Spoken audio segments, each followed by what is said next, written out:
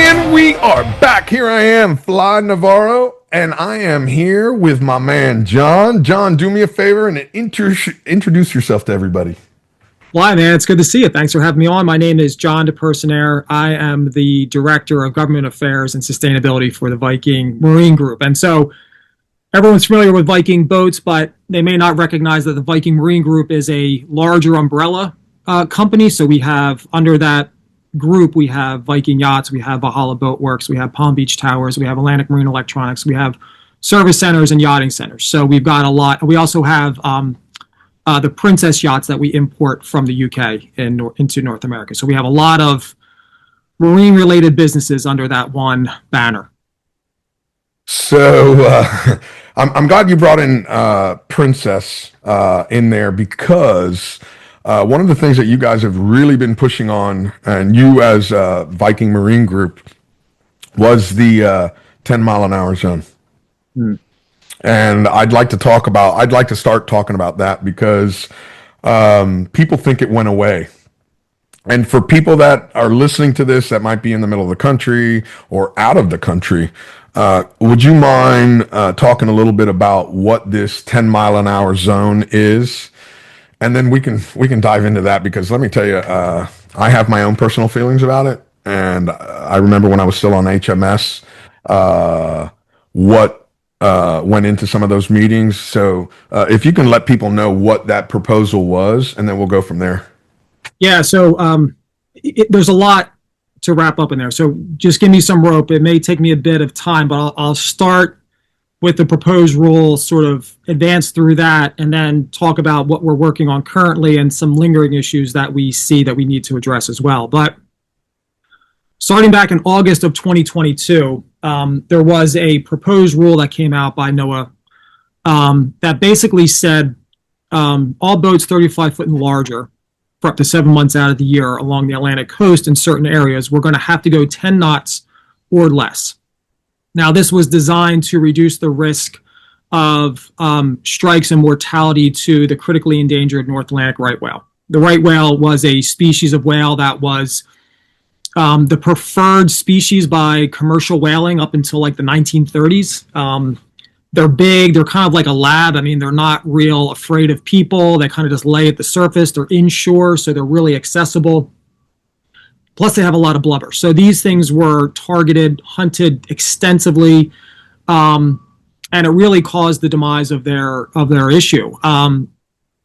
Aside from that, just driving that population down so far, when you try to rebuild a population, I know you're a big upland hunter, you got to start thinking about habitat, genetics. All those things are really critical. And so it's been a challenge to try to rebuild that population. You look at blue whales, humpbacks, sperm whales, some of these other large whales. I mean, their numbers are doing well since commercial whaling has stopped, but the right whale continues to be one that's a challenge. And most recently, I think they put the estimate of the population size just for the Atlantic stock at like 384. So it's going to be a challenge to rebuild that, and it's going to be an ongoing effort for decades to come. So there's two main sources of mortality to the North Atlantic right whale. One is entanglements with fishing gear. So if you think about those vertical lines on crab pots and lobster traps, things like that, they can get wrapped around that. That can cause injury. It can slow them down, prevent them from feeding and migrating, can cause mortality. The other one was vessel strikes. And so the proposed rule that came out in 2022 was supposed to address that second source of mortality, the vessel strikes. Now, there has been a rule in place since 2008. That rule was similar, but it was somewhat more targeted. It was specific to vessels 65 foot and larger. The duration was a little bit less throughout the year. And a lot of the areas, particularly in the Mid-Atlantic and the Northeast, was around the bottlenecks or the entrances to the major ports. So if you think about Delaware Bay, New York Harbor, they had a 22-mile area around that, where as ships approached those areas, they would be required to go 10 knots. And the thought there was that, that creates that vessel traffic bottleneck, where since the species is primarily inshore and you have all that vessel traffic coming in, that would make sense to make that slow. So it did capture a significant portion of our product line for Viking and other big sport fish boats. You mentioned Princess, but also the motor yachts as well. And, a lot of those boats are highly mobile from a seasonal aspect, but also just following the tournament trail. They're moving all over the place, and so. And just so you know, I brought up Princess because this is not just a fishing issue. This is a boating issue. That's why this is a boating issue. And that's why I jumped from Princess onto this before we start talking some of the other fisheries stuff. But continue, please. And so, but you're right. It has significant commerce implications. So before even a boat is delivered to an owner, from our perspective, we're doing service, we're doing sea trials, we're doing, we're transporting that boat down to the customer. So that impacts all of those logistics that we have to deal with, but also bringing product in and out of this country it is also impacted by this as well. So when that rule came out, that was the first time a lot of us even really thought about marine mammal management from the recreational boating or fishing perspective. And we didn't have a lot of familiarity with it, and we really had to jump in and figure out, all right, what are they asking? What's going on? What's the real conservation problem? Are there alternatives? And the first things that really struck us, two primary things. First, it was going to be vastly disruptive. We know some of our seasons and our fisheries have expanded, and so what NOAA considered to be shoulder seasons or off seasons when boating was low, like November 1st through the end of May, those can be some of the peaks for some fisheries, like bluefin, for example, off of New York, New Jersey. It's just red hot November, December. So we knew it was going to have a huge impact. And plus, we're moving boats year round. We're not just a Memorial Day to Labor Day business. We are moving boats constantly throughout the year. And you look at the operations in North Carolina, South Carolina, North Florida, there are fisheries that are really important throughout the year. So that was the first thing. We also knew that there had to be another way of dealing with it. Again, when we dug into the rule, one of the things that really struck us was that this was all about trying to reduce risk of vessel strikes. It was not about eliminating risk. And there's a big difference between the two. The fact that we were trying to reduce risk, the fact that the proposed rule was estimated to achieve somewhere around a 25% reduction of risk of vessel strikes, we knew immediately based on the wording of that and looking at some of the support documents that they didn't really even factor in how marine radar, how thermal imaging, how advanced communications, how AIS can help us as a community avoid objects in the water, be it a shipping container, be it a log, being it some kind of obstruction, including a North Atlantic right whale. So we knew we had tools and the industry could come together to find ways that we could reduce our risk while also minimizing the operational and market impacts that it was going to have on us. And the market impacts were going to be immense. I work for Viking. We've got a pretty significant workforce of boat builders, over 1,800.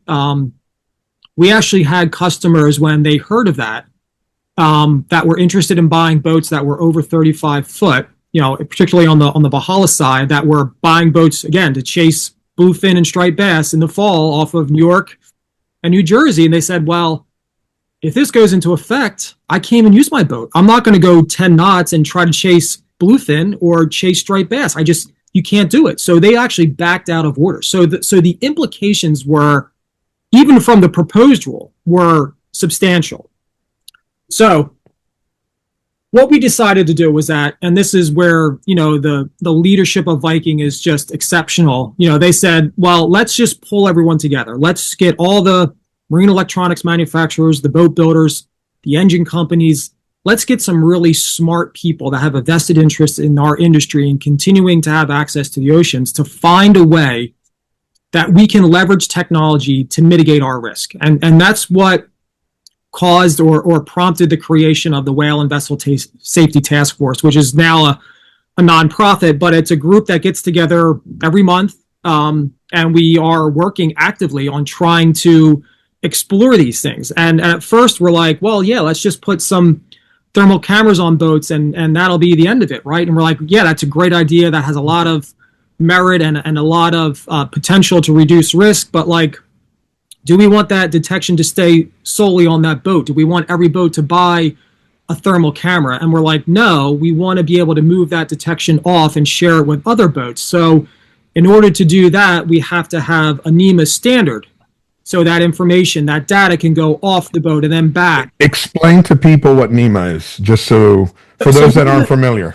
Right. So NEMA is the common computer language that all the systems on the boat share, so that when it's pulling information from your chart plotter or a seakeeper, for example, or an engine, it's all going into a standardized format. So if it goes off that boat and it goes on to another, basically plug and play. It just gives us the standards so that all these systems can interact and the data coming from them is in a standardized fashion. So, but I guess what I was getting at is that there's a lot of things that have to happen. And again, it's like we started to piece this together and it wasn't like, all right, let's just work on this. And, in a couple months, we're going to have this package. We can box it up. We can put it on a shelf at West Marine. People can go in and buy it and put it on. And now I've got whale detection on my boat. It was a whole bunch of steps that had to occur, like from the detection, from sharing it. How does that display on a chart plotter? How do you deal with the target that's moving? How long do you want it to last? How do you treat that movement? Do you put a single point and have it expand over time? What's that rate of expansion? When does it expire? These are all conversations that we had to have and we are having to figure out what's the best way of doing this. And so since that time, we've been actively working on this. There's been a couple of helpful developments. So back during the Biden administration, there was a lot of money coming out of the federal government. We remember the Inflation Reduction Act. We remember the infrastructure bill. There was a lot of money that was there that was put towards some of this conservation work that went to NOAA. One of the things that we said was, that's great. It's a good start. Why not get some of that out into the private sector? That's where you're really going to see some innovation and you're going to accelerate this work. So we were successful in having that happen. A tranche of money went out to the National Fish and Wildlife Foundation. They're a well-respected, congressional chartered nonprofit that is basically a grant clearinghouse for many federal agencies. So instead of the agencies doing the work themselves or going out to bid, they give money to National Fish and Wildlife Foundation. They go out, and do a request for proposals, and they manage and administer the grants. So we asked for that to happen. That did happen. NIFWIF awarded 6 grants or 6 projects just recently in late 2025. Those projects are underway. The Whale and Vessel Safety Task Force did apply, and we did get granted one. One of our key areas of work in that project, going back to how the proposed rule was developed and written, it basically assumed all boats 35 foot and larger had the same risk profile, if that makes sense.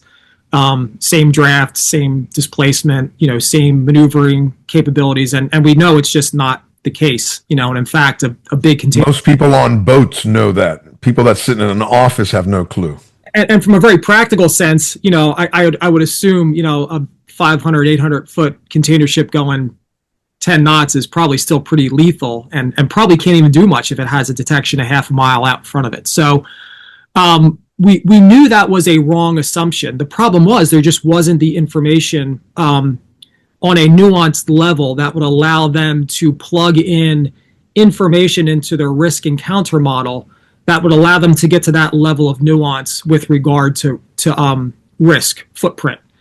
And so our project is very focused on plugging that data gap and doing exactly that. Like, what are the maneuvering capabilities of a sport fish at various size, speed, conditions compared to a center console, compared to like a oil gas service vessel, compared to a fast ferry. So we're trying to look at a broad range of vessel types so we can capture that information and then plug it into the model to better quantify risk reduction. The other part of that is then figuring out, again, as I mentioned before, how do marine sensors and how do these tools that we have on our boats to help us navigate more safely, how can they play into an overall risk reduction strategy? So that's the other part of our project that we're hoping to gather information on that we can, again, feed into that risk encounter model to help with that.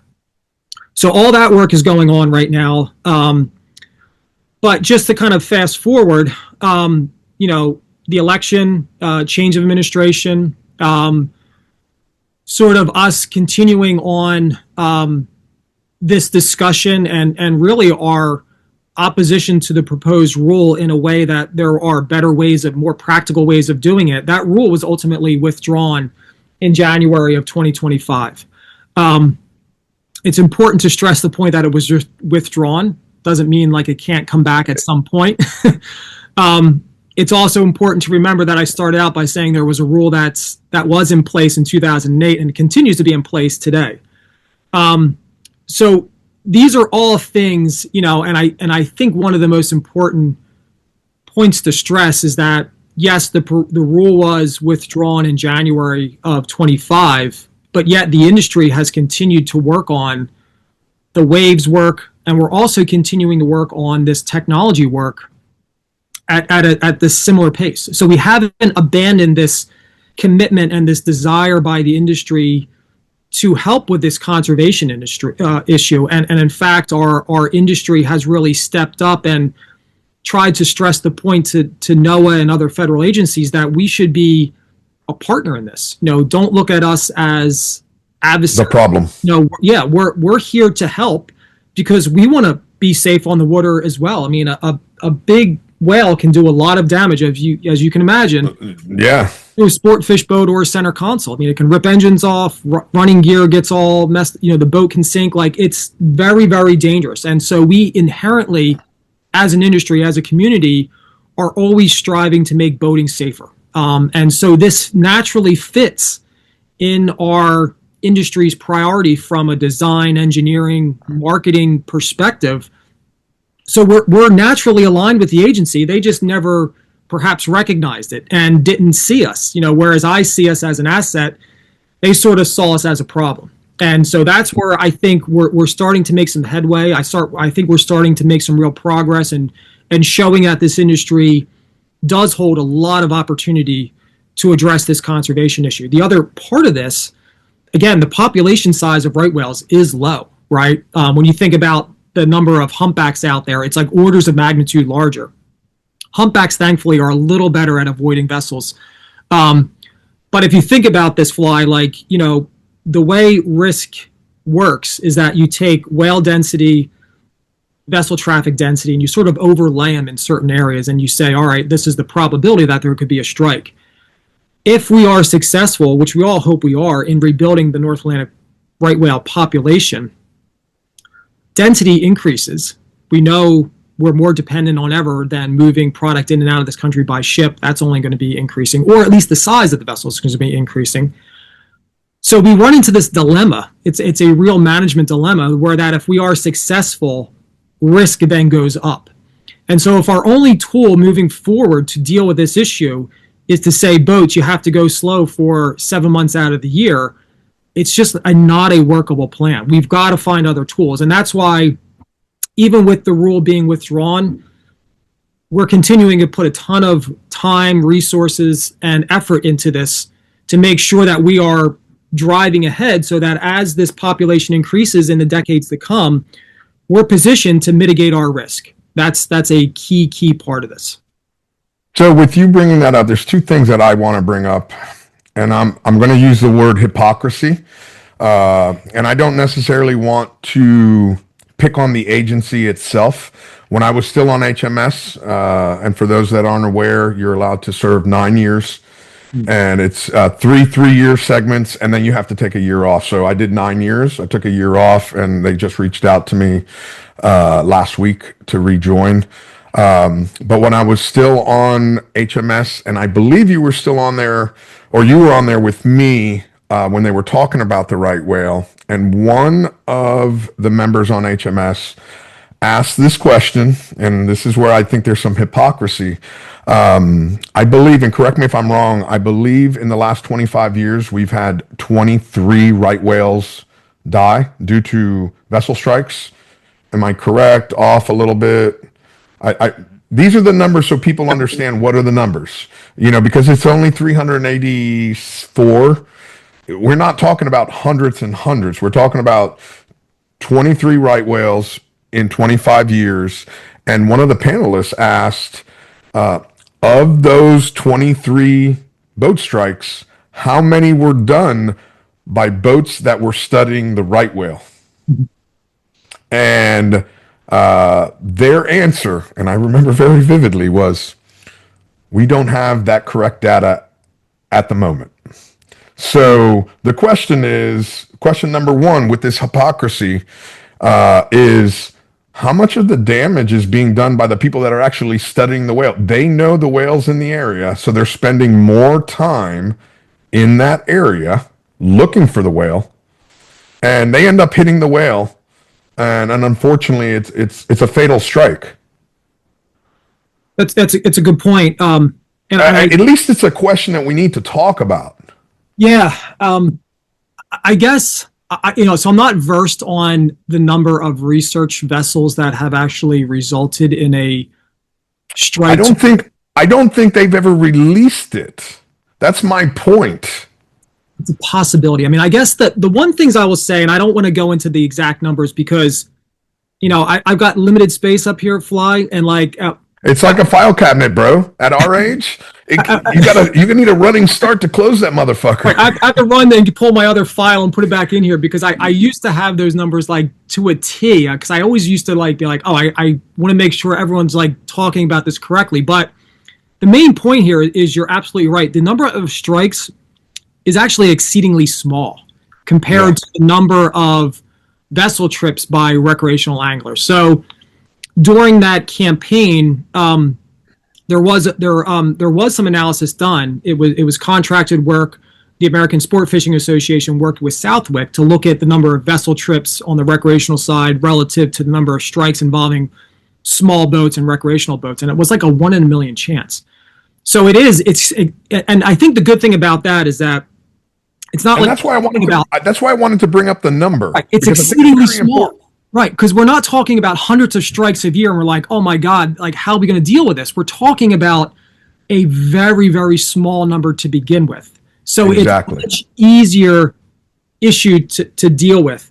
Now, there is some things called phantom mortality, and this is things that happen on ships, for example, large ocean-going vessels, and we just had one happen not that long ago with a fin whale that a tanker came into Delaware Bay and was tied up just across from Philadelphia. And when that happened, there was a fin whale draped across the bulbous bow. So they had struck that whale, who knows where, coming into Delaware Bay, 30 miles away, and it was there. They didn't even know it. I mean, the interesting thing, though, is talking to some commercial mariners, their analytics on their boat is so impressive now that they can actually see a drop in fuel consumption or an increase in fuel consumption or a drop in speed by a quarter of a knot or some crazy thing like that. And they're like, when they get the drop, oh, that's when that actually happened because we saw some anomaly happen, a fraction of a percent change. It's pretty cool. It's pretty cool. Now, the other hypocrisy I want to bring up, and this is a very hot topic button by you guys meaning up in the North Atlantic and the Mid-Atlantic, and this was a question that I asked the scientist himself. I said, when do you guys plan on doing a study of the mortality of whales in general, but including right whales in that can be attributed to the windmill farms? And the answer I got was, there's no correlation with windmill farms and the deaths of right whales. And then I had to reiterate the question that's not the question I asked. When are you going to do a study about the effects of windmills? And again, it's a very topic, a hot button topic up by you guys because the amount of wind farms that have gone up there and the effects that they have on all marine mammals has been, man. it Once they started building those things, the number of marine mammals that started showing up dead on your shores has been amazing. Yeah, so I think that's the most critical part of about what you're asking is like, when was that study going to be done? Because I think that is what we struggle with, because we know offshore wind turbines introduce noise into the ocean, correct? And if that hampers a right whale's ability to detect a ship coming and get out of its way, that could lead to greater strikes. If they don't like that noise, it could move them out of that wind farm. And we're not talking about one or two wind farms off the coast. We're talking about blanketing basically Cape Cod down to North Carolina with wind farms. I mean, if it drives them out of those areas and into areas where more shipping is going to be going, because we know ships are not going to be going through those wind farms either. So you start to create, again, another bottleneck where they could, again, be then more vulnerable to it. The other part of this, too, is like we also know having that vertical structure in the water disrupts upwelling and the stratification of the ocean. There's been some papers that have called the development could potentially be responsible for some of these ecological scale disruptions. We know North Atlantic right whales only eat one food source, the copepod, which is a small little crustacean. What does that do to their food source, and where does that put them? Like, these are, again, I don't know, because I'm not studying whales and wind like on a day-to-day basis. I've got a No. I'm not asking you for an answer, but it's one of those things that we need to talk about. But you're right. It's the studying it. Like, are we willing to go forward with this action without knowing all the implications? I think that's an important question people should be asking. I agree. No, 100%. And that's, again, that was one of the reasons I wanted to bring you on here, because there's so many different topics. You're only getting one side. And I remember when they brought up the wind farm thing at HMS, and somebody specifically said, well, it looks like you guys have already signed all the leases. Why did you bring it to HMS now? Normally you bring it to HMS so we can talk about the pluses and the minuses. And there was no discussion on pluses and minuses. It was pretty much, this is what we're doing, just so you know. If you want to talk about it, you're welcome to talk about it, but the money's already exchanged hands and the leases have already been signed. And that's where a lot of the people, especially in the fishing community, were so upset about this. There was never any discussion about this. And it's becoming a problem, and people want to know who's talking about what. Yeah, and I think this is an area where it's great to see the commercial and recreational fishermen really taking a stand together and fighting this, because you're right. I mean, there was missteps from the very beginning. There was analysis that was not done, or findings that were completely overlooked. There are financial instruments that are or have been given to the wind developers that are, quite frankly, unconstitutional. So yeah, I mean, there are a host of issues, and, thankfully there are grassroots organizations that are scratching together, basically doing bake sales to scratch together money to file lawsuits on behalf of people interested in the health and access to the oceans that are fighting these projects. Because, for us to think, going out and fishing the Hudson Canyon, for example, fishing, Block Canyon. I mean, and I've seen pictures from chart plotters from friends, fishing out at Cassius Ledge and Gordon's Gully and all those areas south of the Cape and those areas. Like, it's different, it's lost that wild, special place. It's industrialized, and you hate to think that there's a side of this that says, well, you guys are just looking at the aesthetics, or, like, not in my backyard. I don't want to, disrupt my oceanfront view. And it's really not that. Like, we would never propose this for Grand Canyon or Yosemite or Yellowstone. We would not put this kind of industrial stuff out there. And we certainly wouldn't do it with the minimal return. I mean, these are periodic electric generation from wind. Wind is not blowing all the time, even though it's windy offshore. So you never actually get to replace the amount of fossil fuels you burn to build them. Oil, gas, coal, by these, because they're intermittent. And the only way you can do that is with nuke, right? Yeah. Whole other topic. But I guess my point is like, the return that you get in terms of electric production never seemed to make sense to the financial investment and what you were ultimately losing in terms of a wild place. And again, a lot of people just say, oh, it's the empty ocean. Like, no one's even out there in the middle of January. But to a lot of people, that's a special place, and just looking out there, not seeing anything on the horizon, adds a lot of value and well-being to people. I mean, that's just one. Never mind the safety the safety value of this whole thing, running back and forth, in and out at night, during the day. You miss it. Next thing you know, you're hitting a windmill. And we know the farms disrupt radar. It's just, and again, I've seen images from people's radar screens, and I'm like, oh my God, I would never even think to go through that. They say the spacing is 0.8, anywhere from 0.8 to 0.7, 0.6 apart, and they're like, oh, it's far enough apart. But I mean, spending a life on the water, I mean, stuff gets real small when you add in weather, fog, rough seas, other boats, 800-foot container ships barreling into New York at 20 knots. Like, it becomes a real small place out there. And you were saying, well, no, it's far enough apart. And it's like, not really, it's like getting a marlin on or a bluefin on, and you got to back down, you got to get off the ball, and you got to chase that fish around. Like, things become small quick out in the ocean. People don't realize that. They think the expansive ocean, there's all kinds of room. Hey man, when you're starting to, especially when you're talking about fishing in the HMS, highly migratory species, where, okay, there's a temperature break, there's a color break, everybody's like getting in on it, and sometimes there's a couple of curse words thrown back and forth between captains.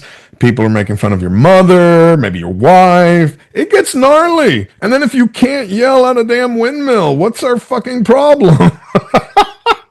There's not even a lighthouse attendant on there that we can yell at. I know. So it's something that, we're all still talking about. And I don't know what's going to happen. I know... I believe, and I say I know, let me say I believe, and you can correct me if I'm wrong. I believe some of the funding has been pulled back since this administration has taken over. But like you said, it's not gone away. It's just put on the shelf. We all know a lot of stuff that we do, they go on 4 and 8 year cycles. So this is not a problem that's going away. And here's the thing, I don't even want to say it's a problem. I want to say it's something we need to continue discussing, just like when we have children, when we have a living creature, a farm, pets. It's a living being. It's something that we got to continually talk about, and it's something that we may find an answer to in 2 years, in 4 years. We have AI. There's so many new things, but you want to continue talking about it because it's like cancer, and I hate to attribute it to cancer, but if it's a problem and we're not paying attention to it, it could become a very much bigger problem. Like you just mentioned with the right whales, is this going to mess up with their food supply? And then suddenly all this 10 miles an hour goes out the window because you just killed all their food supply. I don't know that. I'm not a scientist. I'm just a dumbass fisherman. Listen, if I was that smart, I would have been a scientist, or maybe I would have been building boats or sitting in your office, man. I'm just a dumbass fisherman that likes to talk about this stuff and give people the opportunity to talk about it. So. I mean, these are exactly the conversations. You know, a lot of times, just the vessel speed rule that was proposed in 2022. That's a perfect example. Is that when you don't have the stakeholders in the room, you miss opportunities to look at the big picture, right? You know, and again, like we probably could have said, yeah, you know what, maybe we can help with this. The same thing with wind. Like those leases were sold to foreign companies before anyone really even knew what was going way before we got to talk about it. For the scale of how big these things were going to be. And then there was round after round of these bids and auctions going out for these areas to build. And it's like, whoa. Have you even thought about how this impacts marine mammals, fishing, ocean access? I mean, God forbid we have some security threat and all of a sudden this area, like, well, now we've got to have a mile buffer around these because they're critical infrastructure for electric. You know, like, well, all right, there's, you know, and they're half a mile apart. Areas off the coast of the Atlantic coast now. Like, we can't go through. How am I going to get offshore? Am I going to go 100 miles south and back up again to go around them? I mean, like, there's all these things that, like, it just seemed like an agenda starts to address a problem. And again, the problem may be sincere and legitimate, right? But there's always other ways of addressing it. Either it be the conservation of the North Atlantic right whale or you know, emissions and what energy production does to certain things on the earth. Legitimate issues, right? 100%. Right. But let's get the smart people in the room. Let's figure out how we do it, and let's hear from a lot of people that have crazy ideas, because the way, you know, crazy ideas can lead to some really great things. You know, it could be an unbelievable vantage point. Oh, I never thought of it like that, but you're making a good point. And I was going back to what I said to you earlier, where a lot of these things are made by people sitting in an office that's never been out there. It's true. You know, talk to somebody. Listen, that crusty old captain sitting at the bar drinking his gin and tonic, that motherfucker's been out there plenty of times. And he could probably give you an idea of a problem that maybe only happens once every 10 years, but it could be a substantial problem. Yeah. It could be a substantial problem. And if you don't talk about it, you're never going to know. And next thing you know, you've invested hundreds of billions of dollars, and it could have all been avoided by just one question. True. And let's not dismiss his opinion when he says, well, you know, that's a special place. And someone says, well, it's just wide open ocean. There's nothing out there. Like, you know, like it's national park example is like, we go to those places because they are special. You know, there's an intrinsic aesthetic value there that's hard to quantify or put a monetary value on. And I believe the oceans are that same way. As soon as you get away from land and you don't see it anymore, like, it's different out there. And that's what drives people for that adventure, for that wildness out in the ocean, you know. And just to take that away and just say, all right, you know, you're not utilizing it, let's put a bunch of energy production out there. It's just not a bunch of sticks up in the middle of the ocean to block your view. May be fine with that, but I'm just saying we need to have that discussion, because a lot of times you say, well, it's just, that's, you know, again, we wouldn't do it in the Grand Canyon. Yeah, exactly. And that's my biggest thing. I just want to have the discussion. And I also want to let people know that in these meetings, even though they're not closed door meetings and they're open to the public, people can always sit on them. There's always a section in the back where people are there, and it's open to WebEx. You know, it's online. You can listen to all of these things, but the outreach sometimes isn't there where people know about it. And that, listen, if I have a problem, I want to listen in on this, you know. And again, this part I'm definitely not making fun of the agency on. They got enough shit on their plate. But sometimes people don't know how to reach people. They, you know, by law, they put it on a website, and it's on the website. But if people don't know about it, listen, I've had plenty of people from the agency reach out to me. Hey, man, here's a new law. It was South Atlantic Council reached out to me with the new descending devices. This was before COVID. Hey, how would we need to let people know that you got to have this on board. And I went to Charleston and I had a meeting with them, and I drew it up on a whiteboard. I'm like, this is how I would do it. And you're the federal government. They're like, wow, we never thought of it like that. It's like, really? You know, it's not that hard. People want information, especially in today's world where with our cell phones, we have information constantly. And as a fisherman, I don't drink anymore, but as a drunken fisherman, you always want to prove your buddy wrong when he says something, so you Google it. You know, Google has ended more good bar discussions than you could ever imagine. And you know I'm right about that. It's true.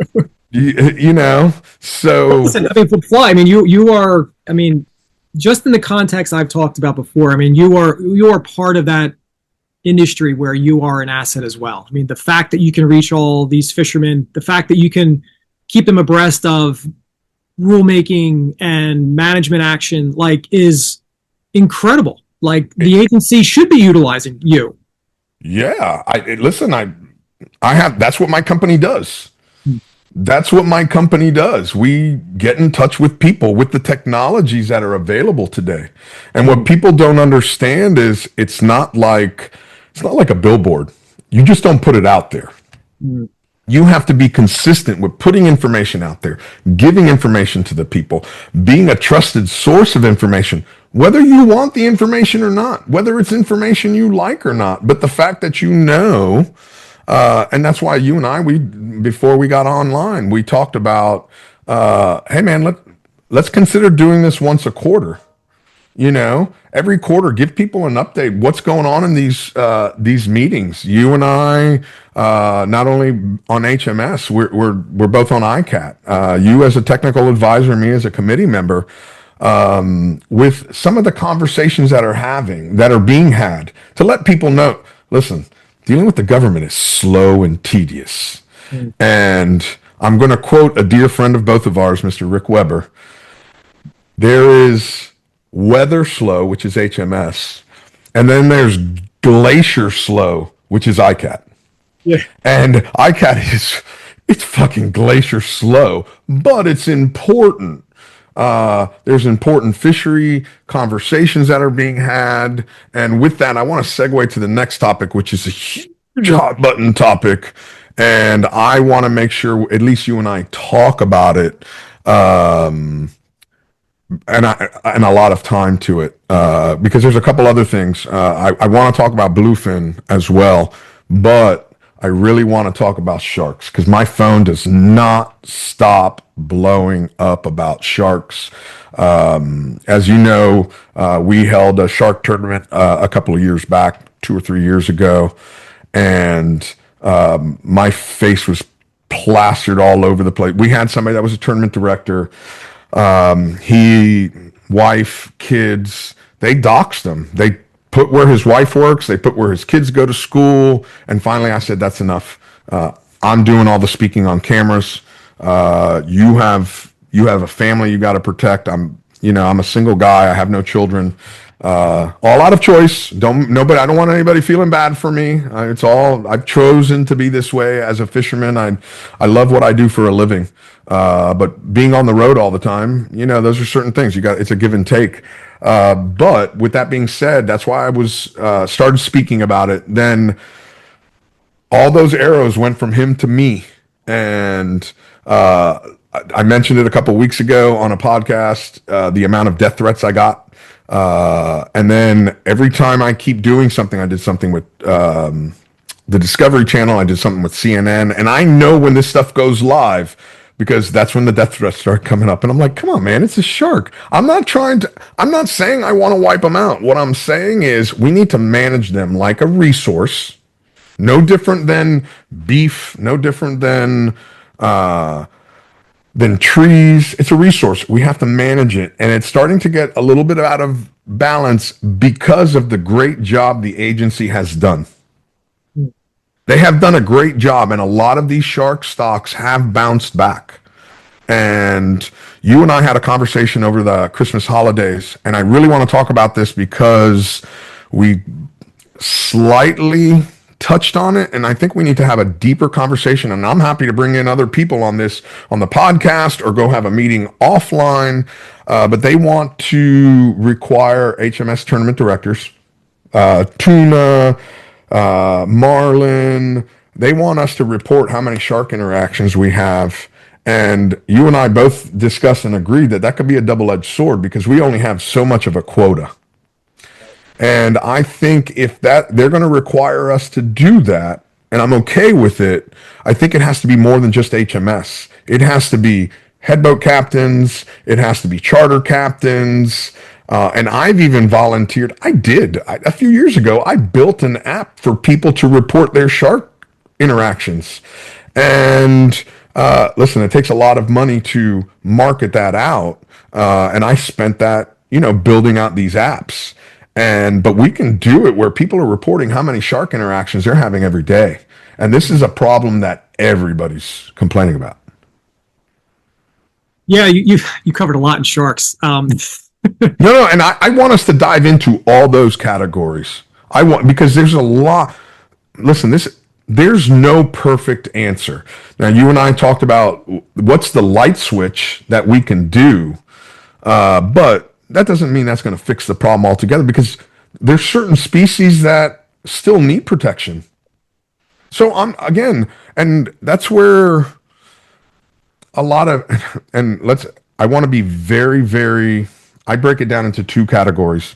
There's conservationists and there's environmentalists. And the way I make that delineation is a conservationist wants to conserve the resource to make sure future generations can enjoy it. Whether it's fishing for them, diving with them and looking at them, eating them. And then an environmentalist just doesn't want a human to be around at all. And that's my delineation. Maybe that's not the proper definition, but it's a resource. And I think it needs to be, they've done such a good job protecting them. Now it's time to open some stuff up and allow not just the recreational guys, but also the commercial guys to go in and use that resource, make a living off of it. Yeah, and I think it's so interesting, Fly. You've got a really good handle on this issue, and you speak about it in the most responsible way. You really do.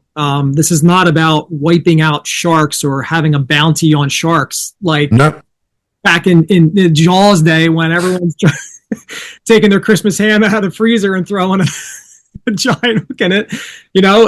This is the conundrum we have now is you're right. The agency has done a good job with sharks. The problem is that we have so many shark species that we're not allowed to even target anymore that we've lost all the shark tournaments. And where was the primary and best source of data to assess these species coming from? Mostly directed shark fishing, commercial and recreational, like shark tournaments. And so since we had these prohibitions in place, we've lost our ability to monitor them. The challenge is that this prohibited species list, which you and I talked about before, there's no real mechanism to get a species off of it. So the agency says, well, you can't fish for them. We don't have a lot of money and resources to go out and assess these species. So we're going to put them on the prohibited species list. They're going to wallow there for eternity. Purgatory. And there's no way of getting them off, right? And God forbid someone does a shark tournament because you'll get protested, you may get boycotted, the sponsors may get in trouble. Like, we've come to this point where sharks have taken on a entirely different persona. And I don't know how you address that. I that's a really challenging PR issue that I perhaps believe you're not afraid to take on, but it's a real impediment for a lot of companies in the marine industry. No question about it. 100%. That's why I have been at the forefront of saying, listen, I'll be the spokesperson. I'll take the arrows. Because you're right. I remember the Alabama fishing rodeo. They saw what we did down here. And Marcus from Mississippi State. Dr. Mark, I forget Marcus's last name, but he's reached out to me several times to speak at some of his university stuff. And he's the one that put the guys at Alabama Fishing Rodeo in touch with me because he saw me on the news and I know him and I speak to him all the time.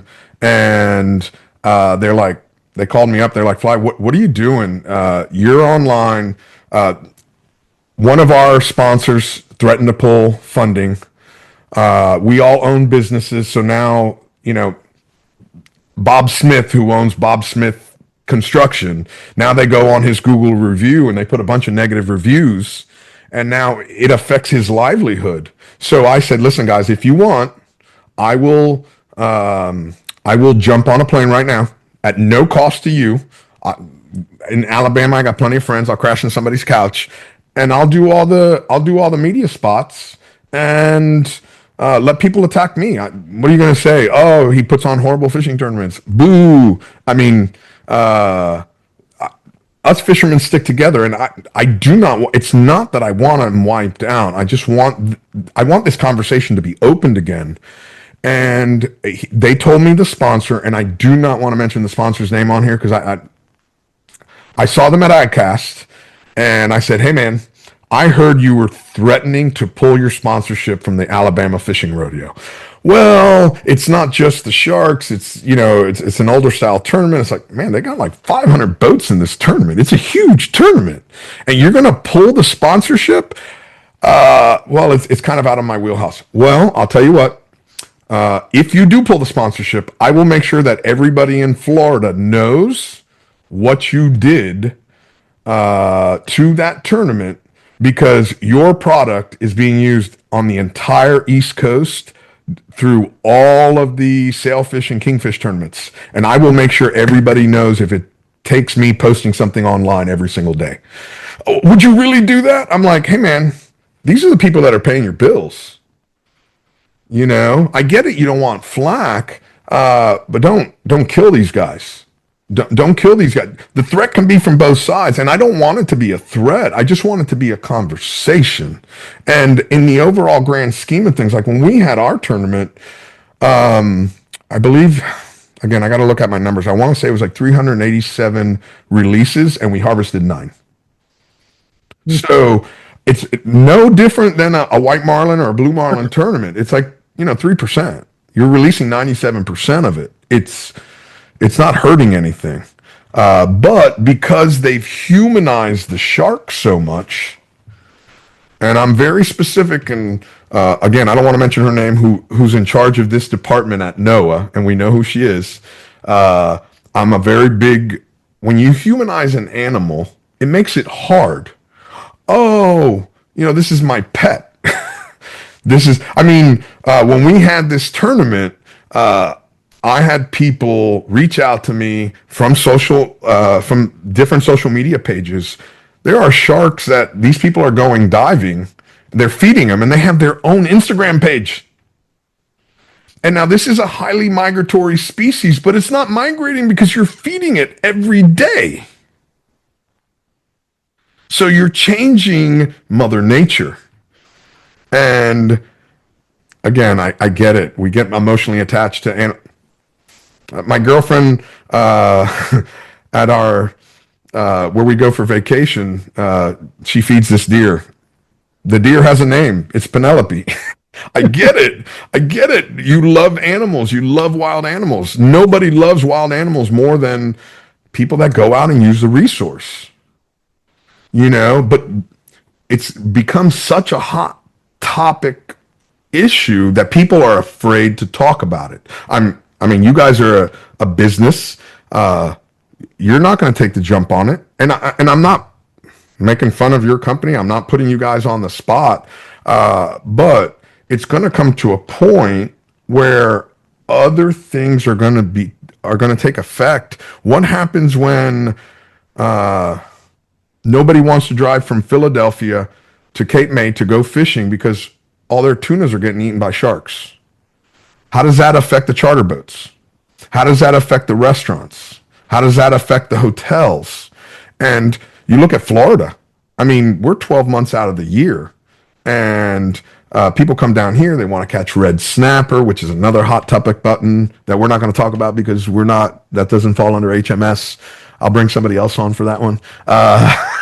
But somebody wants to come down and catch some red snappers and some groupers, but you're only getting 1 out of every 4.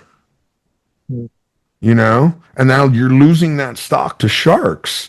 And so it's a question that I think we need to be having as a whole, and not just guys like you and I, the people that are actually out there using the resource, the guys that are spending the money to buy boats, the people that are spending fuel to go out fishing. It has to be something that we talk about as a whole to make sure that it doesn't have an effect later on. And it's something that can very easily be managed. But unfortunately, they passed a law back in 21 that allows the most valuable part of the shark not to be sold. And it's pretty much shut down the entire shark industry. Yeah, no, it basically forces commercial fishermen to throw in the dumpster a valuable food product. I can't wrap my head around it. It seems to be targeted at one ethnic cultural food type, again, which blows my mind. Go ahead, say what it is, man. But it's targeted at one cultural dish, Yeah. and the fact that they said we're going to force commercial fishermen to take a legally harvested fish, throw away the most important and valuable part of that. That's also significantly culturally important for a whole demographic of fishermen and people around the world, because they can't control a black market for it. It just blows my mind.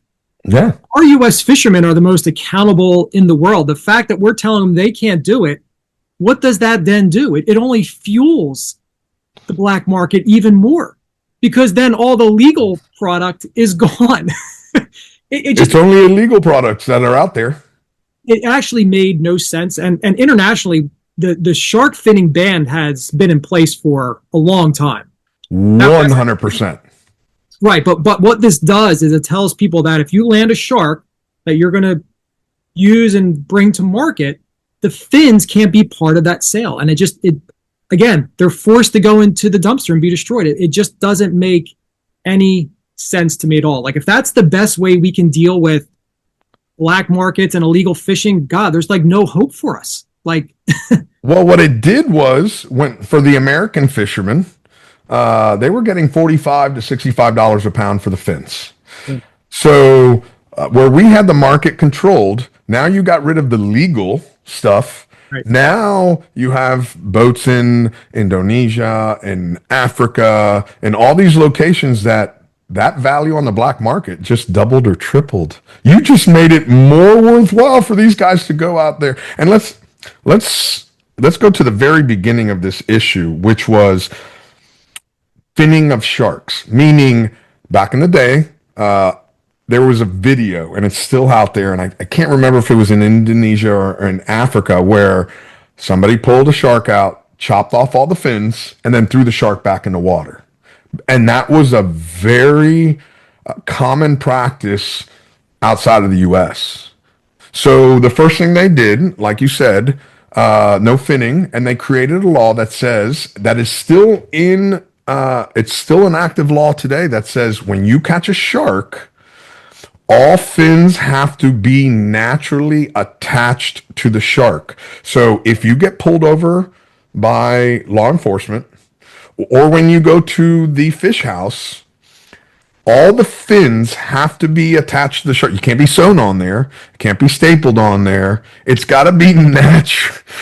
Man, you have to be clear with this stuff, because if not, somebody will staple a fucking fin to it. They will, man. There's somebody out there that will staple a fin. Somebody will take a fin from a lionfish and staple it onto a shark. Yeah, exactly. So,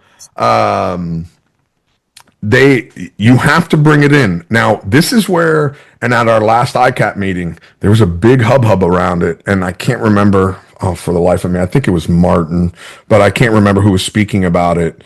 Right now, the law says you have to catch the shark, and then they clean it, they clean the innards out, and they have to leave all the fins attached to the shark. So now they get the shark, they pack it full of ice, they put it in the ice hold, and they continue fishing. And then when they get back to the dock, They cannot offload the shark until they put it back up on the deck. They chop off all the fins because it has to be naturally attached. They have to chop off all the fins, throw it in a dumpster, and now they can offload it. So you're making everybody work twice, number one. Number two, in any other industry, not even in any other industry, when I go fishing or hunting, especially hunting, I shoot a deer, I shoot a hog, I shoot an elk. If you waste any part of that animal, I can get fined. Sure. And now they created a law that the most important, valuable part of this animal has to be thrown away and wasted. It makes no sense. And it was brought because the environmentalists, they push for it. There's a lot of money in protecting sharks.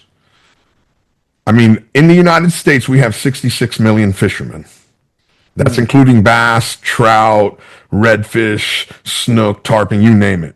How many people have, when I was getting those death threats, most of those people, they're nowhere near the coast. They've never seen a shark. They've never seen a shark, and they don't know what it's all about. And I get it, man. Love an animal. I absolutely love it. My nephew, he's going to be 4 years old in 2 weeks. I have bought him more stuffed sharks and more shark books. That little kid, between alligators and sharks, he loves them. And I encourage it. I want that because somebody like that is going to protect the resource for all of their life. But again, it's a resource. We have to protect it, but we also have to manage it. And now it's overstepping bounds. And where my concern is, and I want to put this out to the people, where my concern is, it's going to bite somebody that is the son or daughter or granddaughter or grandson of somebody very, very powerful. And they're going to say, hey, man, what can we do to wipe these things out? And I don't want that. Or it's going to be some hotel industry that's going to say, hey, man, we've lost 25% of our revenue because people don't come to the beach anymore. Sure. And right now it's a fisheries problem. And it's people like us and people that are on the HMS and people at NOAA. It's our job to do what it is that we need to do to make sure it's managed before it spills over into tourism or it spills over into somebody that just wants to wipe them out. Yeah, and I absolutely believe there's a smart way of doing this. It's going to involve the commercial fishermen having a reasonable market, profitable market, so it's worth their time to go out there. It's going to involve the recreational sector, shark tournaments, for example. I think there's smart ways that we can deal with those bad actors. Let's put sanctions on imported shrimp, tuna, tilapia from Indonesia, whoever else, if we find out that they're finning sharks and throwing them back. Like, there's ways that we can deal with this without saying, you can't land or you can't have in possession a part of a dead fish. It just doesn't work, and it only fuels the thing we are trying to stop in the first place. Exactly. So I think the way we're going about this, we're in a data black hole right now. First of all, I think we need to claw our way out of that. We need to start having landings. We need to start having tournaments where we're starting to capture this. We need to deal with this prohibited species list so we can start to figure out which species, like you accurately said, some are doing well. And to be honest, like white sharks, seeing how prevalent they are and how they're interacting with striped bass, I'd imagine if we did a true assessment, we could probably find there's a limited take that we could do on striped bass. Or not striped bass. Oh, so white shark. White shark. So like all these things, I think we need to just move more towards or back to a science-based approach, start gathering this data, and I think we'll see a good outcome. But right now we're in a funk with sharks. We really are. Because there's emotion, there's agenda, and we don't have data. And when you have that mix, it's a bad place to be from a resource management standpoint. Yeah, I remember at the last ICAP meeting, they were looking to move basking sharks and white sharks to a new level of protection, a higher, not completely like go Marine Mammal Act, but just below it. And listen, I'm not going to lie, I pitched a fit. I did. I'm like, wait, hold, time out a second. I'm okay with the basking shark. There's no commercial value. There's no value at all. Go let them live. Let them go basking. And I said, I'm not looking to open up a season. I'm not looking for any fisheries for the white sharks. Not at all. I think we still need to continue protecting them. I just didn't want them to move to a new level, higher of protection, where they become, for people that aren't aware, and anybody that's listening that hasn't been around, especially the Northeast, I'm going to concentrate on your guys' area, like Massachusetts and up. Since they enacted the Marine Mammal Protection Act, seals, I believe there was like 7,000 of them. Now it's like 58,000 seals. And with that, it's literally jumped the population of great white sharks because there's more food. So now there's more great whites. But the problem now, because the seals are so protected, and just so we're clear, I'm not saying let's open up a season on seals. By no means. But the problem is when they're under that much protection, when there's a seal on the beach, nobody's allowed on the beach. So now there's so many, and there's an interaction, and there's a law that's created to protect them, which I feel that there still needs to be a law. Now people have to move. And if you look at that same Marine Mammal Act on the West Coast, like in San Francisco, if you walk down the dock and there's a sea lion on your boat, you're not allowed to shoo him off your boat. You got to leave. Harassment. Yeah. It's harassment. And I don't want anybody harassing a marine mammal. I get it.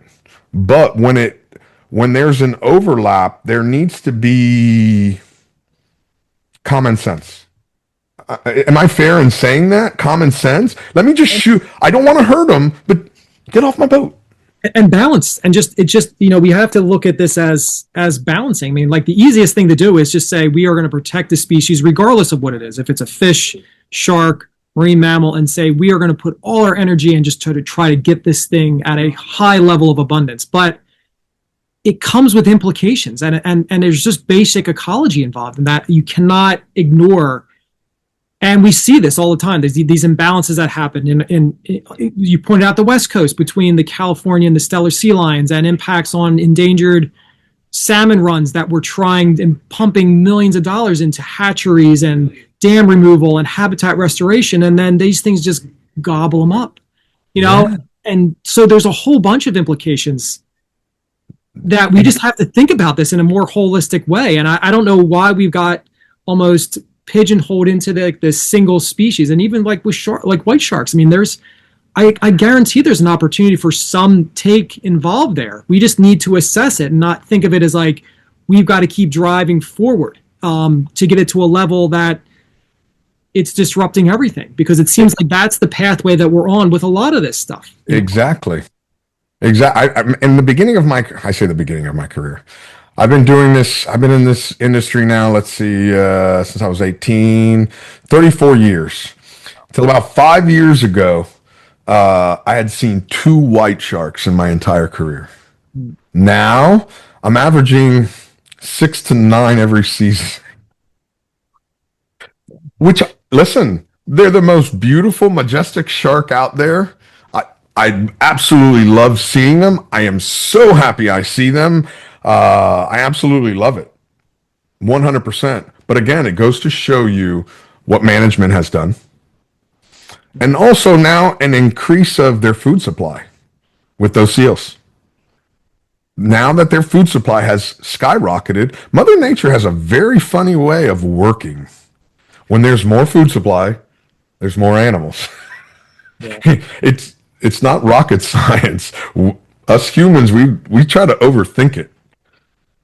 Yeah, and it's interesting. You brought up this point about, or earlier on, as we transitioned over to sharks, you talked about our conversation earlier about the interest of gathering shark information from HMS tournaments. And HMS tournaments, I mean, you've been involved with that community for a long time. I mean, they are just a vast amount of just exceptionally good data from catch and landings perspective. And as you pointed out, I mean, we have the combined blue white marlin landing limit of 250 fish. I mean, that is just a crazy number to think about how absolute and refined it is, and the issue that we have is that, yes, we are in this predicament where we need information to properly scale and understand the impacts of shark depredation on HMS species.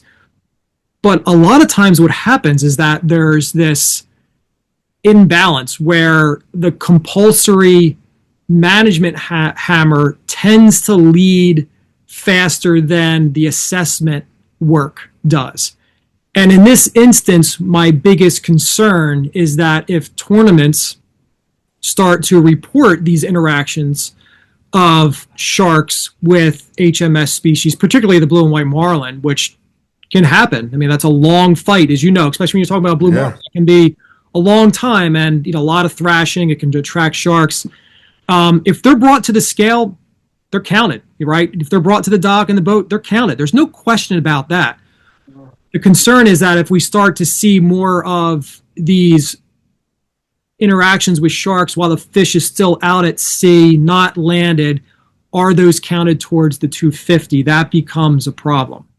It's something we need to think about. I guess it's not a problem, but we need some assurances that it's not going to be used from a compliance perspective, not understanding the problem perspective. Explain to people that are not aware of it, because you'll be surprised how many people aren't aware of it, what the 250 is. Explain so people understand, and you don't have to go into explicit detail, but just so people understand what you mean when you say 250. So I can't even go into detail because I don't even know where that number came from, but it was an arbitrary number. It was just thrown out there. I was going to say it's probably an arbitrary number, but in most fisheries, we have a quota, right? So we have an allowable biological catch. It's based in either pounds or tons. HMS, except for marlin.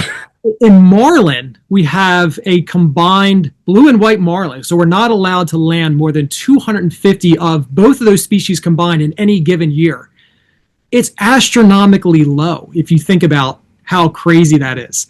And it's interesting that it's on a per fish limit, not a poundage. So it's not even linked to the status of the stock. It's just really fascinating to see where, how that came to be and how we manage that. And we've done a relative. And that's an ICAT issue. Though it's imposed by our federal government, it's an ICAT quota.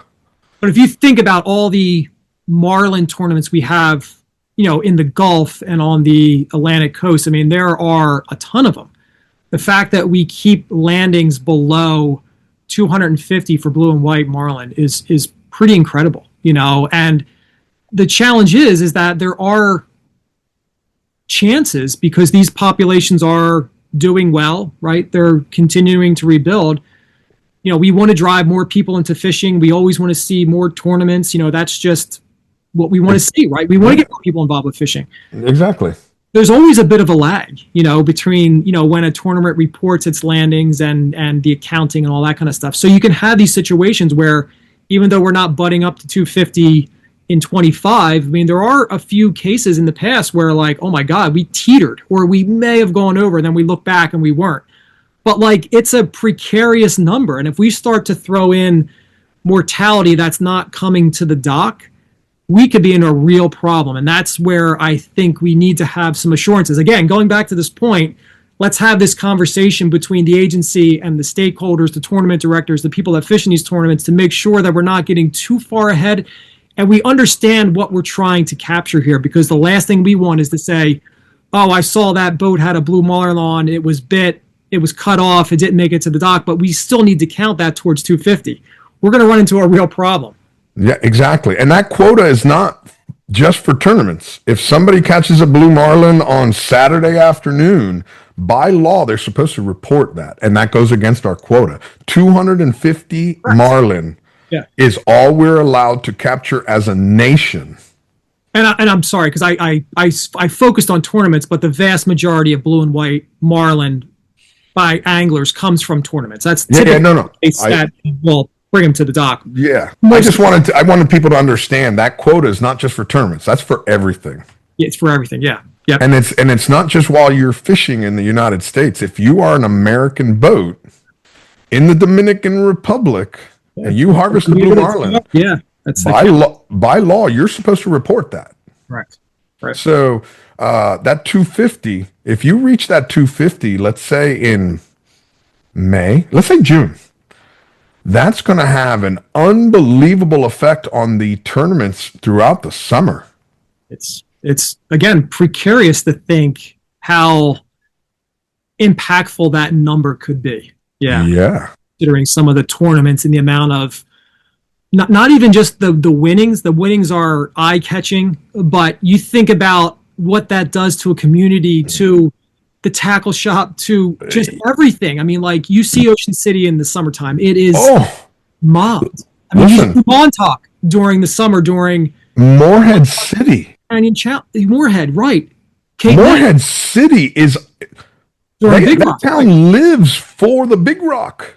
It's amazing what these tournaments do to the community. And you're right, it's the Airbnbs, it's everything. It's the convenience store. It is everything. So if you disrupt that, man, the impact on the economics is I did an article for Marlin Magazine a few years back. It was called The Price of Life.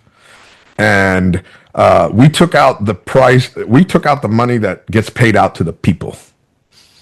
How much is a white marlin worth that comes to the dock in Ocean City, Maryland, for the amount?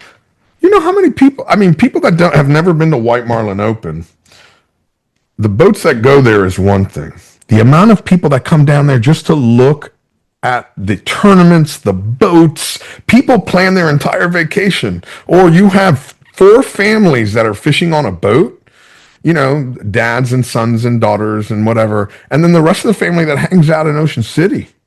Yeah. That stays in hotels, stays in Airbnbs, rents cars, flies in. I mean, the amount of revenue that comes into a city for these events is astronomical.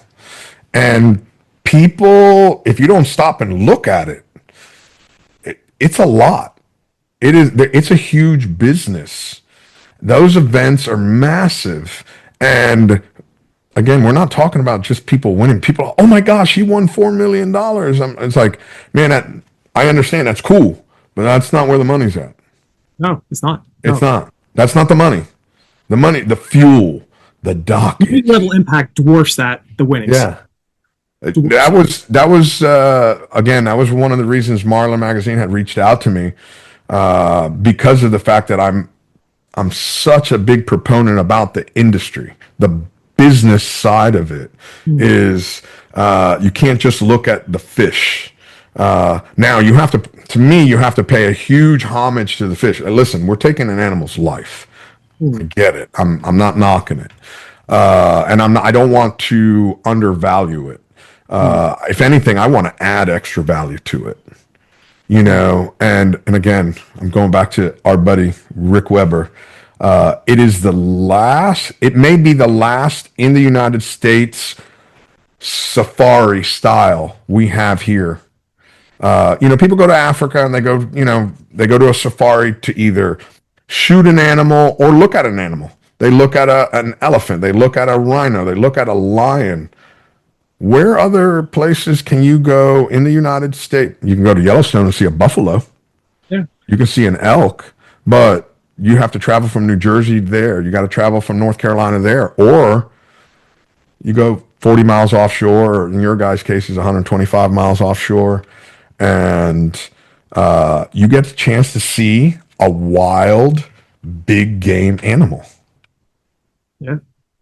And there's a huge business around it. There is. Yeah. Astronomical. And protecting that is very, very huge on our list. It is that, but it's that whole experience, you know, because it goes back to this, what we were talking about before with wind, you know, because it's that whole dynamic. It's the plains, you're right. I mean, there is a predator that's out there. It's not a lion hiding in the grass, but it's an 800-pound blue marlin trying to, chasing yellowfin or skipjack. I mean, that's what you go out there for, that excitement, that wildness. That's, like you said, 100 miles off the coast of the most densely populated part of our country. It's amazing that it's there. You start putting a whole bunch of stuff out there, does it lose that value? Do people still go? I don't know. To me personally, I think it's insulting to think it's not going to have an impact and you lose some of that special value to it. But again, I think there's that disconnect that people don't really truly understand what it means to go offshore and to have that ability to experience that. Both the big game, the species themselves being well managed, well researched, having good compliance in the U.S. anyway, but also just being in that wild space. I mean, that is a truly special thing to do. It's amazing, and you brought up a very good point, and I feel it's one of the reasons why bass fishing is so popular and our sport of offshore fishing is not as popular, because not very many people have the ability to go offshore and see it. The intrinsic cost of doing so, it keeps a lot of people out, and I get it, and I understand it. So a lot of people don't relate to, I don't know what it's like to go out and catch a blue marlin, so I'm not going to watch it. I'm not going to pay attention to it. But as time goes on with satellite, social media, I was at a fundraiser last night, and I was talking to a gentleman that's in the military, and he was telling me how much he loves watching blue marlin videos on social media. Never caught one, never seen one, but he loves his algorithm has just got him stuck in it. He's like, man, I watch these marlin jump all over the place. It's the coolest thing in the world. And he lives in Salt Lake City. But that's something that we have to look at, because that's why we have to protect it for the people that use it and for the people that may want to attain it one day. They may want to go one day and say, hey, listen, this is what I want to do. I remember when I first started my business and started posting all this kind of stuff on social media. I had a guy, I'll never forget, he was from Michigan. Where in Michigan? I don't know. And, but he had said to me, he goes, man, I love what you post online. My bucket list one day is to catch a dolphin fish. Now, for people that spend a lot of time offshore, dolphin, mahi-mahi, dorado, whatever you want to call it, it's something that we catch quite often, and it's very, very common. Yeah. It's definitely not a trash fish. It's a great game fish, but it's something that we get so often. And sometimes when you're in a tournament, it can be a nuisance because you're wasting fishing time on catching this dorado. But there was this guy in Michigan that wanted so much to catch a dorado, to be able to go out, catch one, and be able to bring it back home, feed his family or eat himself or whatever. He wanted to catch it. And I think it's something that we take for granted. But I know for me, I always tell whenever somebody asks me, oh, you post so much content, I says, I post content for that guy in Iowa that's sitting at his desk watching my videos. And they're like, what guy in Iowa? I go, I don't know. But a guy or a woman that has never seen it, and I get to share it with them. That's why I create it. That's why I create it, because I want them to look at it and say, man, one day I want to try that. Or one day I'm on vacation in blank. Yeah. And I get a chance to go and catch one. And it's important. It's important to look at it like that. We kind of get lost in building boats, building rods, selling fuel, whatever. That we have to remember what it is we're doing. We want part of it of our industry is important. Yeah, it's who's going to replace us. Yeah. Listen, I'm not getting any younger. I don't know about you. If you got to figure it out, please let me know. Tell my doctor about it so he can give me the prescription. I want to know. I want to know who's going to replace me. And listen, last night at that same fundraiser, some young kid, 35 years old, comes up to me, tells me what he's doing, and I said, "Give me your card." He's like, "What?" I said, "Give me your card." I says, "I already have somebody that does that, but the fact that you took the time to come up to me and talk to me and actually want to create a relationship, I want to know who you are and call me up every quarter. Maybe one day my guy pisses me off and I need a new one." I got to tell you, Fly, though, I have been pleasantly surprised and impressed, running across some of these. Like, in fact, some kids I know in a town just up the street from me in Ventnor who got passes for, annual passes for the Ventnor Pier. And their big thing is like on Saturday nights in the summer, they go out and they try to catch sharks.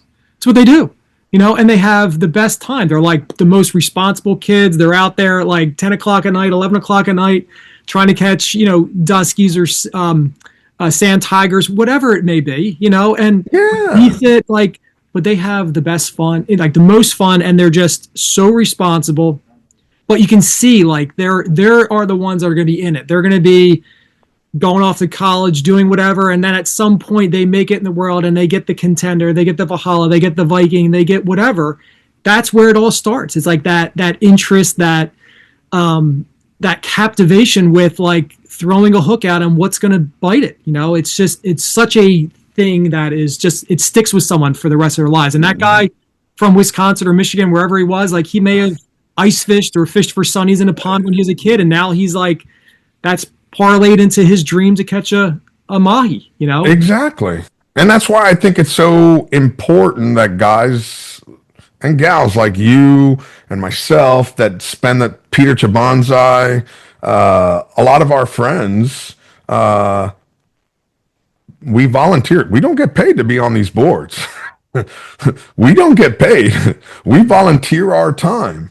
I know I do. I know. And the reason I did it at the beginning was because I have made a living off of catching blue marlins and I wanted to give back. What is it? 5 days a year? 2.5 days twice a year.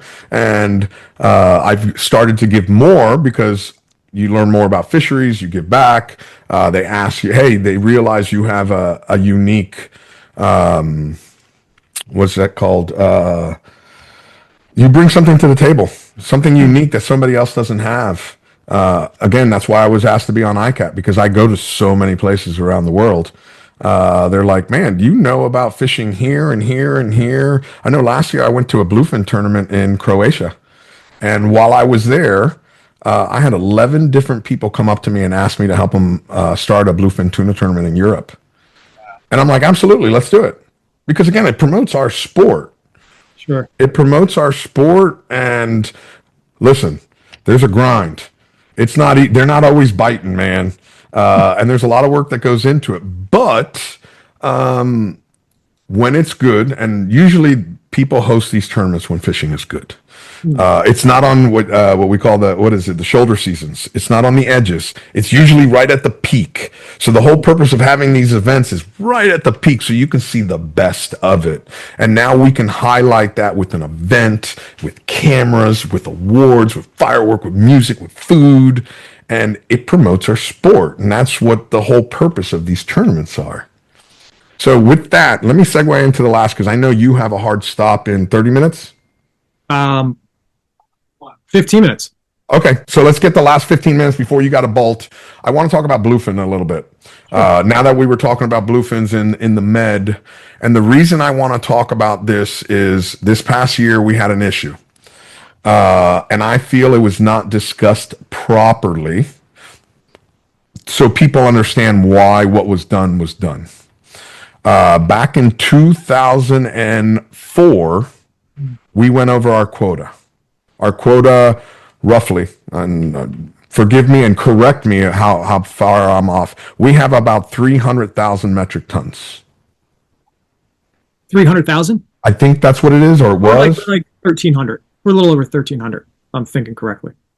Then I'm going to have to look it up. All I know is we went over by 50%. Yeah, we went over. We went over by 50%. The Rex did.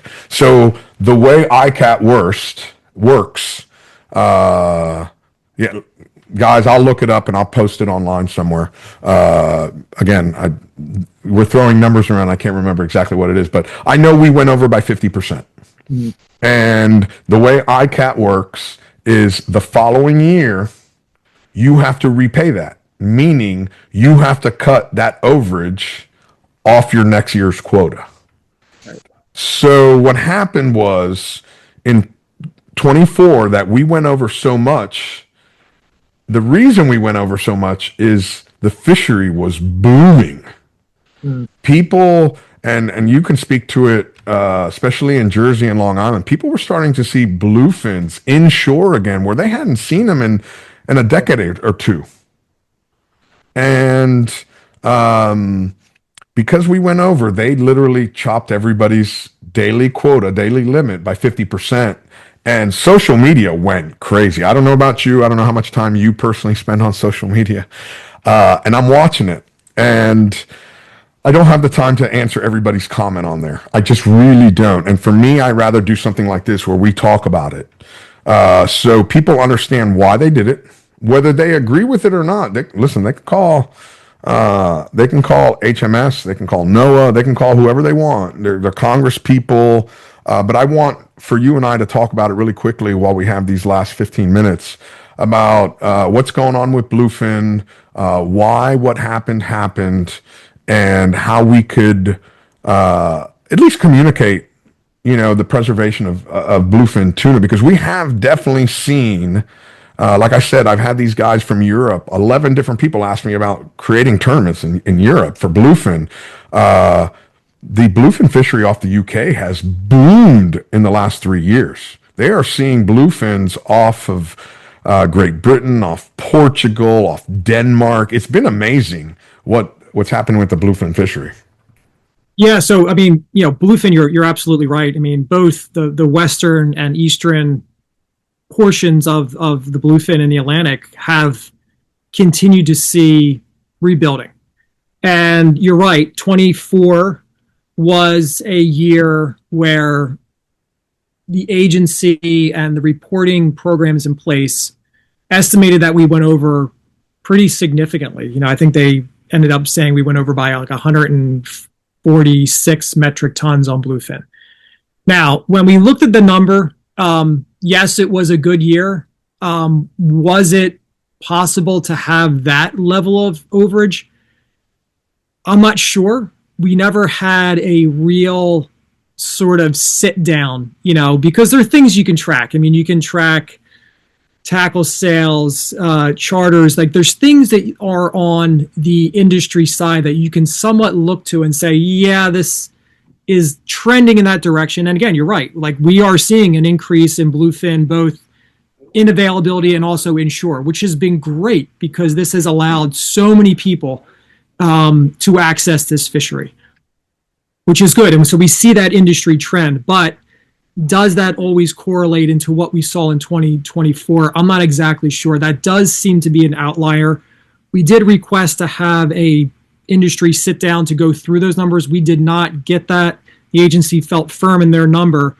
So what that meant was that, you're right, exactly right. We had to deduct that overage in 25 to make sure that we didn't have a similar overage, which would trigger all kinds of penalties and additional cutbacks moving forward. So, so we had an angling category for bluefin that shut down in, early August. We were just starting to get to the peak of that season for a lot of guys in southern New England, New York, New Jersey. We lost all of the fall season, both the charter guys in North Carolina, New York, New Jersey.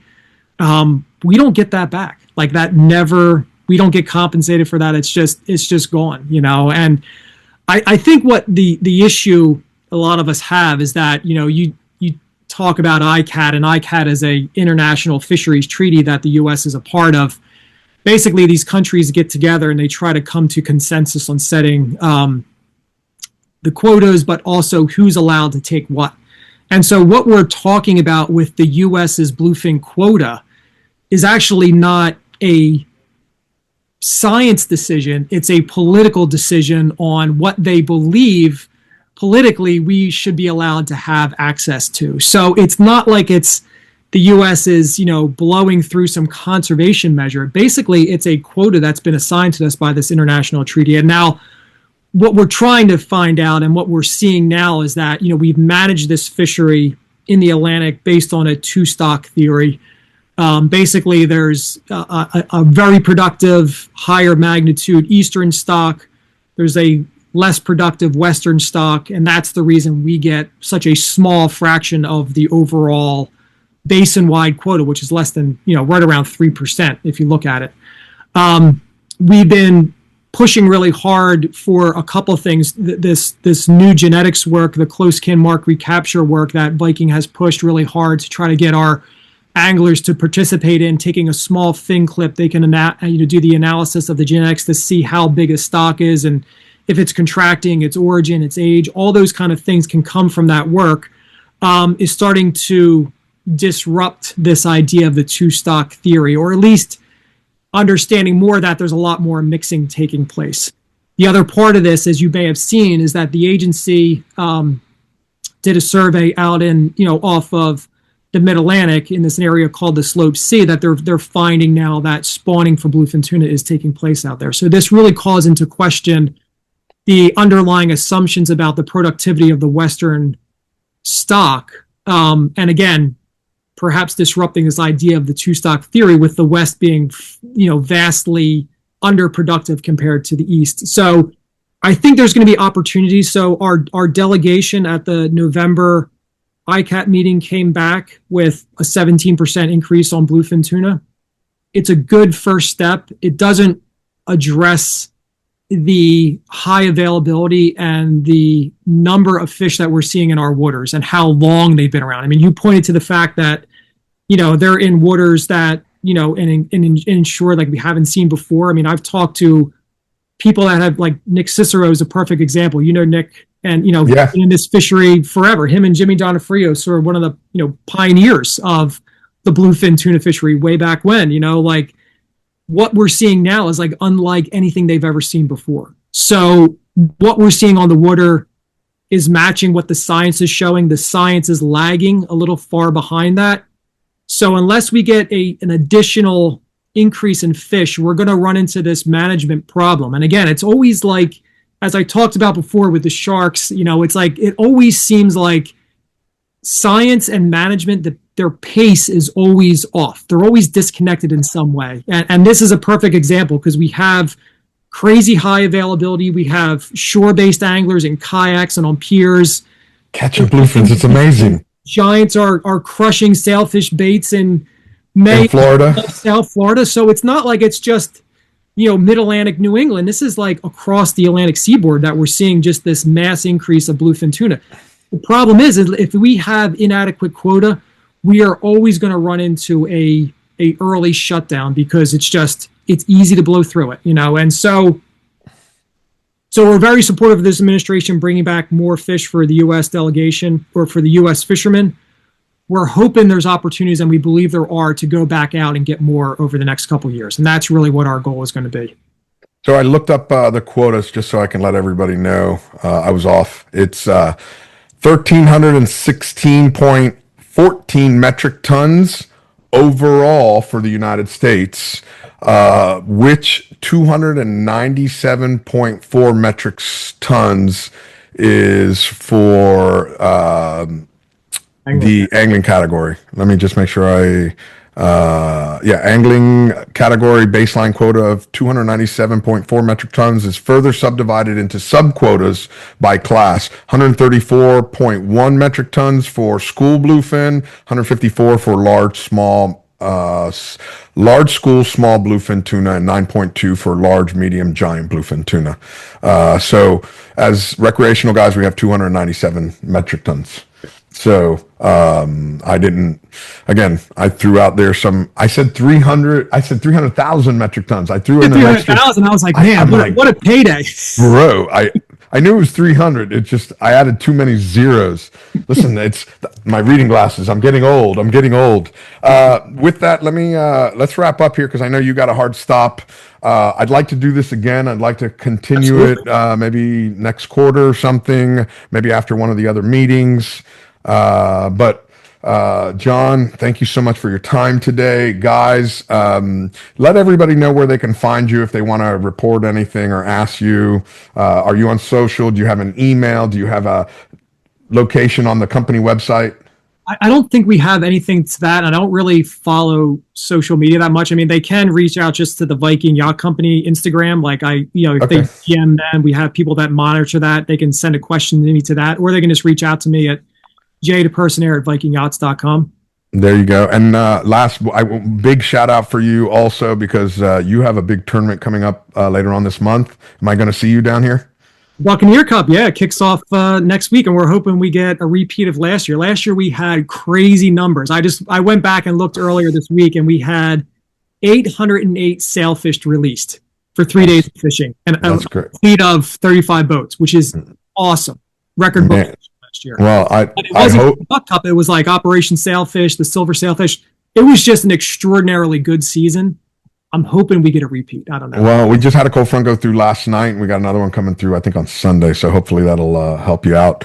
Hold right there. Everybody, thank you so much. And thank you, John. And if you have any questions, you're also welcome to send them to me, and I'll forward them to John in regards to any of these fishery issues or anything that we didn't even cover, or maybe something you want us to cover for next time.